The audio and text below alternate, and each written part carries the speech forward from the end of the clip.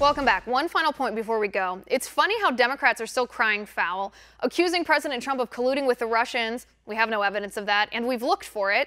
Here's the thing. Do you think the president would strike Syria at an air base where Russian troops were stationed if Trump was a puppet of Putin? No, I think not.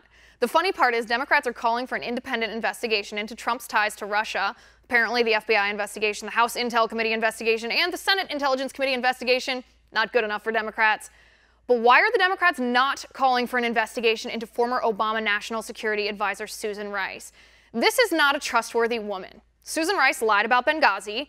Based on the best information we have to date, what our assessment is as of the present is, in fact, what it began spontaneously in Benghazi as a reaction to what had transpired some hours earlier in Cairo, where, of course, as you know, there was a violent protest outside of our embassy sparked by this hateful video.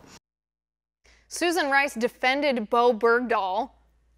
Sergeant Bergdahl wasn't simply a hostage. He was an American prisoner of war, captured on the battlefield. He served the United States with honor and distinction. Coming from a military family, that one is particularly egregious to me, and I'm sure other military families agree. Bergdahl was a traitor. He put the people I love at risk. Susan Rice defended him.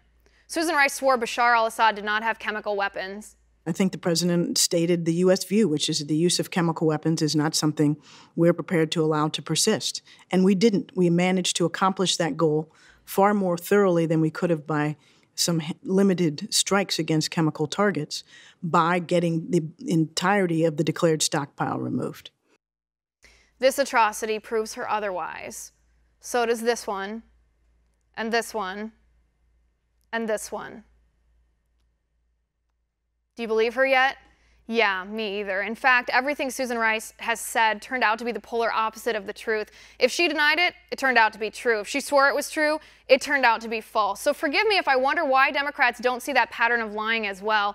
If I wonder why the Democrats aren't calling for an independent investigation into the allegations that Susan Rice unmasked the names of Trump transition team officials, that she spied on them for a year, that she created detailed spreadsheets of what they talked about, and then claimed she didn't know anything about it. I know nothing about this. I was surprised to see reports from Chairman Nunes on that count today. Here's the thing. Call me a skeptic or a cynic or whatever you please, but why wouldn't the Obama administration lie to our faces? Susan Rice was part of it. Obama and his cronies had no qualms about duping us about the Iran deal, about Obamacare, about shovel-ready jobs, about Benghazi, climate change, or the Syrian chemical weapons. Why wouldn't they beat around the bush to avoid telling us, the American people, the truth about how they spied on Trump? And where are the Democrats asking for an investigation to answer these questions? That's my final point. You can reach me on Twitter at Liz_Wheeler. If you liked the show, please send me an email at oann.com/contact. In the meantime, catch us here tomorrow at 9 p.m. Eastern. And until then, have a good night.